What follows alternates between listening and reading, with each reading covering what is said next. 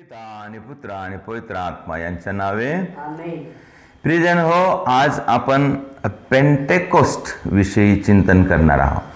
Pentecost म्हणजे पवित्र आत्म्याचा सण. पेंटेकोस्ट 50व्या दिवशी पवित्र आत्मा शिष्यावर उतरला. आम्हाला माहीत आहे शिष्य लोक घाबरून गेले होते आणि घाबरून ते बंद खोलीमध्ये प्रार्थना करत होते. आणि येशूने त्यांना सांगून ठेवलं होतं की तुम्ही पवित्र आत्मा येईपर्यंत तुम्ही वाट पाहत राहा. तो येईल आणि तो तुम्हाला सामर्थ्य प्रदान करील. आणि म्हणून ते बंद खोलीमध्ये ते प्रार्थना करत होते. आम्ही बायबलमध्ये प्रेषितांचे कृत्य अध्याय 2 ओवी 1 पासून आम्ही वाचतो. नंतर पेंटेकोस्ट म्हणजे 50वा दिवस आल्यावर ते सर्व एकत्र जमले होते. तेव्हा अकस्मात मोठ्या वाऱ्याचा सुसाट्यासारखा आकाशातून नाद झाला व ज्या घरात ते बसले होते ते सर्व त्याने भरले. आणि वेगवेगळ्या होत असलेल्या अग्नीच्या जिभांसारख्या जिभा त्याला दिसल्या व प्रत्येकावर त्या एक एक अशा बसल्या. तेव्हा ते सर्वजण पवित्र आत्म्याने परिपूर्ण झाले आणि आत्म्याने जसजशी त्यांना वाचा दिली तसतसे ते निरनिराळ्या भाषेतून बोलू लागले. एक मोठा चमत्कार. पवित्र आत्मा उतरला. पवित्र आत्मा, पेंटेकोस्ट. पेंटेकोस्ट, पवित्र आत्मा. आणि म्हणून आपण पाहतो वेगवेगळ्या ठिकाणी जेव्हा करिस्मॅटिक प्रार्थना, करिस्माई प्रार्थना होते तेव्हा काय केले जाते? प्रार्थना केली जाते, स्तुती केली जाते. आणि आम्ही प्रभूला प्रार्थना करून म्हणतो की प्रभू आमच्यामध्ये पुन्हा पेंटेकोस्ट होऊ दे, पवित्र आत्मा आमच्यावर उतरू दे. म्हणजे प्रार्थना केल्याने पवित्र आत्मा आमच्यावर येतो. आणि पवित्र आत्मा आल्यानंतर आम्हाला त्याच्या शक्तीने भरून टाकतो. आणि आम्हाला माहीत आहे जे भीतीने बंद खोलीमध्ये बसलेले शिष्य भीतीने अंधर होते, त्यांना शक्ती आली, सामर्थ्य आले आणि ते वेगवेगळ्या भाषेत बोलू लागले. आणि ते बाहेर जाऊन येशूची साक्ष देऊ लागले, घोषणा करू लागले. तर अशा प्रकारे जेव्हा पवित्र आत्मा येतो प्रिय बंधू आणि भगिनींनो, तो काय करतो? आम्हाला सामर्थ्य प्रदान करतो. पवित्र आत्मा आमच्या जीवनामध्ये मोठे कार्य करतो. पवित्र आत्मा आमच्या जीवनामध्ये फार महत्त्वाचा आहे. आणि पेंटेकोस्टच्या दिवसापासून जेव्हा पवित्र आत्मा उतरला त्या दिवसापासून चर्चची सुरुवात झाली असं म्हणतात. कलिसियाची सुरुवात झाली. म्हणजे तिथून प्रचाराला सुरुवात झालं. तिथून आम्हाला सर्वांना सामर्थ्य मिळालं. आमच्यातून भीती गेली आणि लोकांना येशूच्या नावाने घोषणा करण्यासाठी सामर्थ्य मिळालं. आम्हाला माहित आहे पेत्राला येशूने म्हटलं होतं का तू मला 3दा नाकारशील. आणि त्याने एका साधारण बाईच्या समोर, मी येशूला ओळखत नाही म्हणून म्हटलं त्याने. साधारण बाई, साधारण गाव, अनपढ बाई. आणि काही लोक त्यांना पेत्रानं म्हटलं मी येशूला ओळखत नाही. येशू सोबत राहून. कारण काय? त्याच्यामध्ये शक्ती म्हणजे हिंमत नव्हती, धैर्य नव्हतं, सामर्थ्य नव्हतं. सामर्थ्य मिळालं. आणि तोच पेत्र ज्याने येशूला 3दा नाकारला, त्याला जेव्हा पवित्र आत्मा मिळाला तेव्हा तो शक्ती प्राप्त करून लोकांना सांगू लागला, घोषणा करून लागला, लोकांमध्ये साक्ष बनला. कितीतरी लोकांच्या समोर त्यांनी, हजारो लाखो लोकांच्या समोर त्यांनी भाषण दिलं. आणि एका दिवशी त्याने 3000 लोकांना बाप्तिस्मा दिला. अशा प्रकारे पवित्र आत्म्याचे सामर्थ्य जेव्हा आमच्यामध्ये सुद्धा येईल तेव्हा आम्ही सुद्धा जोमाने कार्य करू, येशूचे साक्षी बनू, आम्हाला आशीर्वाद मिळेल. म्हणून आम्ही पवित्र आत्म्यासाठी आपण प्रार्थना करावं. पवित्र आत्मा हा एक सामर्थ्यवान आहे. आम्ही पवित्र आत्म्याविषयी आम्ही ऐकलेलं आहे. आम्ही थोडक्यामध्ये पाहूया की हा पवित्र आत्मा जो पेंटेकोस्टच्या दिवशी आला तो आहे कोण? तो कोण आहे आपण विचार करूया. तर पवित्र आत्मा हा आमचा सहाय्यक आहे. आम्ही योहानाचे शुभवर्तमान अध्याय 14 ओवी 16 मध्ये आम्ही वाचतो, येशू म्हणत आहे, मी गेल्यानंतर पित्याकडे विनंती करील आणि पिता तुम्हाला दुसरा सहाय्यक म्हणजे पवित्र आत्मा, सत्याचा आत्मा तुमच्याकडे पाठवील आणि तो तुमच्या सोबत सदा सर्वदासाठी राहील. आणि पवित्र आत्मा आमच्यामध्ये सदा सर्वदासाठी राहण्यासाठी आला. आणि म्हणून आम्ही काय केलं पाहिजे, आम्ही पवित्र आत्म्याची मांग केलं पाहिजे आणि त्याची पवित्र आत्म्याला आपण बोलावलं पाहिजे आणि पवित्र आत्म्याकडे आम्ही प्रार्थना केलं पाहिजे, पवित्र आत्मा आमच्यावर येईल. आणि जेव्हा पवित्र आत्मा येईल तो आमच्यामध्ये राहील आणि आम्हाला सामर्थ्य प्रदान करील. आणि मग पवित्र आत्मा, मग तो आहे कोण? पवित्र आत्मा आम्हाला दिसत नाही, पवित्र आत्मा दिसत नाही, काय आहे, कसा आहे, त्याचं रूप काय आहे आम्हाला माहित नाही. परंतु पवित्र आत्मा हा एक पुरुष आहे, पुरुषलिंग. म्हणजे जसं आपण पाहतो देव देवी, नाही का, देव देवी, देवी म्हटलं तर स्त्रीलिंग, देव म्हटलं तर पुरुष. तर अशा प्रकारे तर पवित्र आत्मा स्त्रीलिंग नाही, तो पुरुष आहे, कारण तो त्रिएक ईश्वराचा एक व्यक्ती आहे. तो काय आहे, त्रिएक ईश्वराचा तिसरा व्यक्ती आहे. त्रिएक एक ईश्वर आणि त्याच्यामध्ये 3 व्यक्ती आहेत, 3 नावं आहेत, पिता परमेश्वर, पुत्र परमेश्वर आणि पवित्र आत्मा परमेश्वर. हा तिसरा व्यक्ती आहे, तो हा पवित्र आत्मा आहे. पहिली गोष्ट आहे तो व्यक्ती आहे, पुरुष आहे. दुसरी गोष्ट आहे तो त्रैक्याचा तिसरा व्यक्ती आहे, त्रैक्याचा तिसरा व्यक्ती आहे. त्याच्यानंतर तिसरी गोष्ट आम्ही पाहतो, तो आमचा गुरु आहे, तो आम्हाला शिकवतो. आम्ही योहानाचे शुभवर्तमान अध्याय 14 ओवी 26 मध्ये वाचतो. योहानाचे शुभवर्तमान अध्याय 14 ओवी 26 मध्ये आम्हाला वाचायला मिळते. काय म्हणत आहे, तरी ज्याला पिता माझ्या नावाने पाठवील तो कैवारी म्हणजे पवित्र आत्मा तुम्हाला सर्व काही शिकविल आणि ज्या गोष्टी मी तुम्हाला सांगितल्या त्या सर्वांची तुम्हाला आठवण करून देईल. हालेलुया. अशा प्रकारे पवित्र आत्मा आम्हाला शिकविल, आम्हाला शिकवणार. आम्ही ज्या गोष्टी समजत नाही त्या पवित्र आत्मा आम्हाला समजवून देईल. आणि लूक 12 मध्ये सुद्धा आम्ही तेच गोष्ट वाचतो की आम्हाला न समजणाऱ्या गोष्टी पवित्र आत्मा आम्हाला शिकविल. म्हणजे तो कोण आहे, आमचा गुरु आहे. पवित्र आत्मा आमचा गुरु आहे.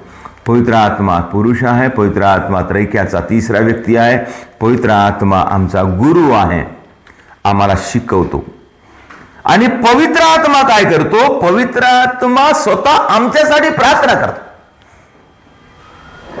आमचा सहाय्यक आहे, आपण म्हटलेला तो आमचा सहाय्यक आहे. आणि सहाय्यक आहे म्हणजे मग कोणती सहायता करतो, सर्व प्रकारची सहायता करतो. आणि सर्वात महत्वाची म्हणजे तो आमच्यासाठी प्रार्थना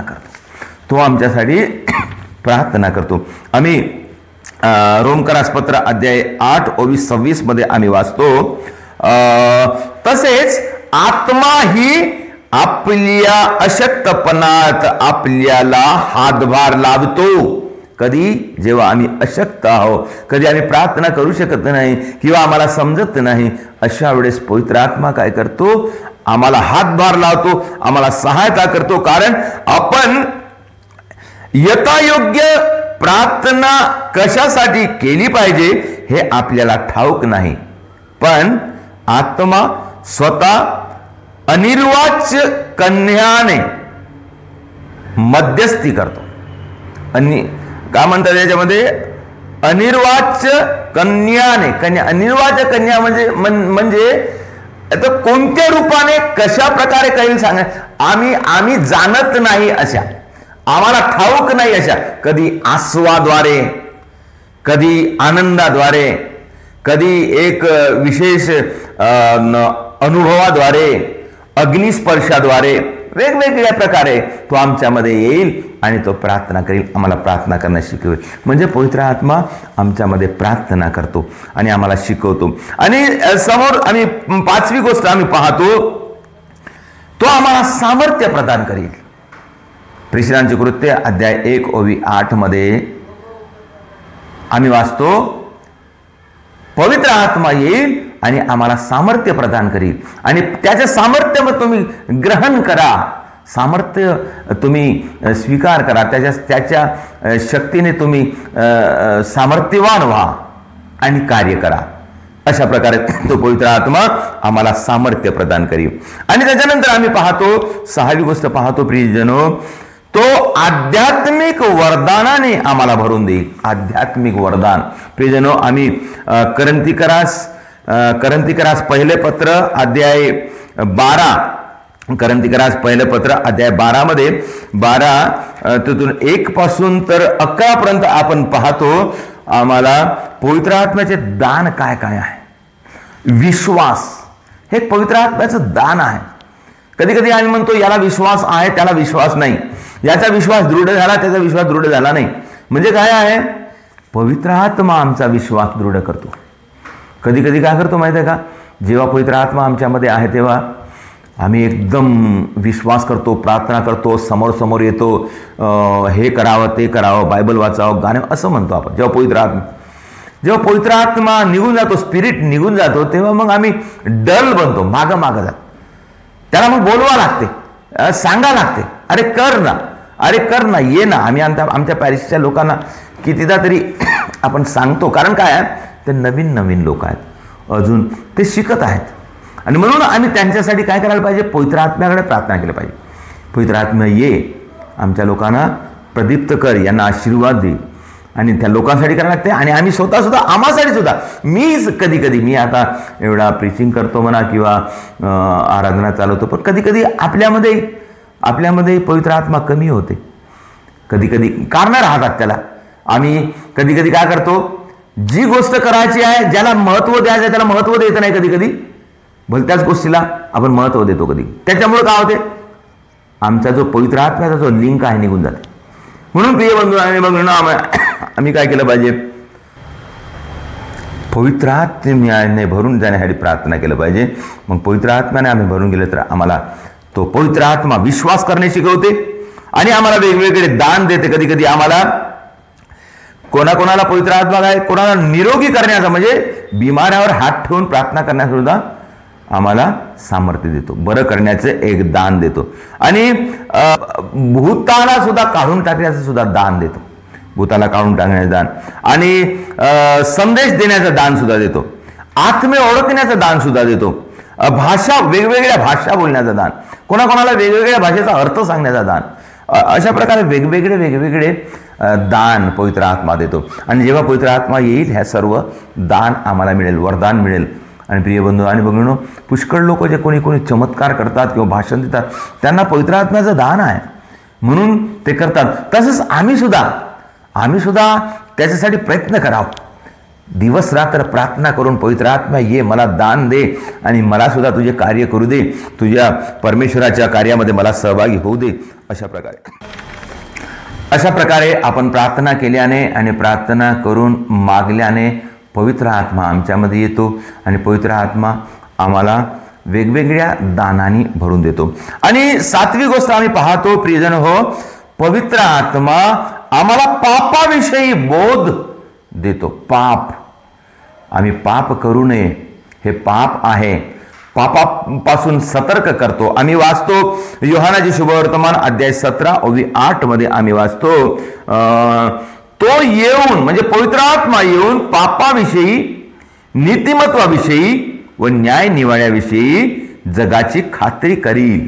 म्हणजे आम्हाला काय होणार आहे, पापामुळे काय घडणार आहे ते आम्हाला जाणीव करून देईल आणि पाप करू नये याच्यासाठी आम्हाला सामर्थ्य प्रदान करील, ज्ञान देईल. पाप काय आहे ओळखण्यासाठी आम्हाला ज्ञान देईल. म्हणून आम्हाला पवित्र आत्मा फार महत्वाचा आहे.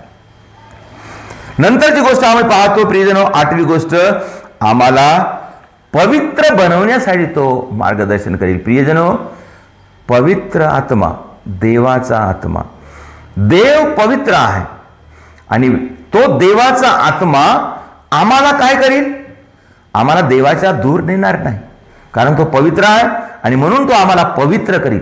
आणि म्हणून पवित्र करण्यासाठी मग आम्हाला ज्या ज्या गोष्टी आहेत, गरज आहे ते आम्हाला शिकवील. पवित्र बनण्यासाठी काय काय गोष्टीची गरज आहे, आम्ही पापापासून दूर राहिलं पाहिजे, आम्ही प्रभूच्या जवळ आलं पाहिजे, आम्ही प्रार्थना केलं पाहिजे, आम्ही पवित्र परमप्रसाद घेतलं पाहिजे, आम्ही संस्कारामध्ये आम्ही भाग घेतला पाहिजे, संस्कार स्वीकार केलं पाहिजे, पूजा बलिदानामध्ये भाग घेत, ह्या सर्व गोष्टी आहे आम्हाला पवित्रतेकडे नेते. म्हणून पवित्र आत्मा आम्हाला पवित्रता शिकवणार आणि पवित्र बनवण्यासाठी आम्हाला मार्गदर्शन करणार. नववी गोष्ट आम्ही पाहतो प्रियजन हो, पवित्र आत्मा आम्हाला पापापासून दूर राहण्यासाठी प्रेरणा देणार. कधी कधी आम्हाला समजत नाही हे पाप आहे का चांगली गोष्ट आहे. पुष्कळ लोक, मी मागं व्हिडिओमध्ये सांगितल्याप्रमाणे, पुष्कळ लोक जे करत आहेत ते पाप आहे म्हणून समजत नाही, त्याला पुष्कळ कारण देतात ते लोक. आजी हो पण कसं कसं अशा प्रकारे असं पुष्कळ कारण. परंतु एका शब्दामध्ये आपण म्हणण्याची गरज आहे, मी हे जे करतो ते पाप आहे. आणि असं म्हणणाऱ्याला पवित्र आत्मा सामर्थ्य प्रदान करतो आणि वाचवतो पापापासून. परंतु आम्ही हिमतीने धैर्याने म्हटलं पाहिजे का हे पाप आहे, मी आजपासून करणार नाही. तर तेव्हा आम्हाला त्या पापापासून दूर राहण्यासाठी पवित्र आत्मा आम्हाला सामर्थ्य देतो. पवित्र आत्म्याकडे प्रार्थना करावं, पवित्र आत्मा मला सामर्थ्य देईल. आणि पवित्र आत्मा, 10वी गोष्ट आम्ही पाहतो, पवित्र आत्मा फक्त नवीन करारामध्येच नाही तर जुन्या करारापासून कार्यरत आहे. पित्या परमेश्वराने जेव्हा सृष्टीची निर्मिती केली तेव्हापासून पवित्र आत्मा पित्या परमेश्वरासोबत उपस्थित आहे आणि त्यांनी कार्य केलेलं आहे, हातभार लावलेला आहे. आणि म्हणून तो सदा सर्वदासाठी आहे. तो जुन्या काळापासून आहे, आताही आहे, सदा सर्व काळ राहील. म्हणून आपण पवित्र आत्म्याला स्वीकार केलं पाहिजे, पवित्र आत्म्याकडे भक्ती केलं पाहिजे, पवित्र आत्म्याच्या भक्तीने आपण समोर गेलं पाहिजे. आपण प्रार्थना करूया.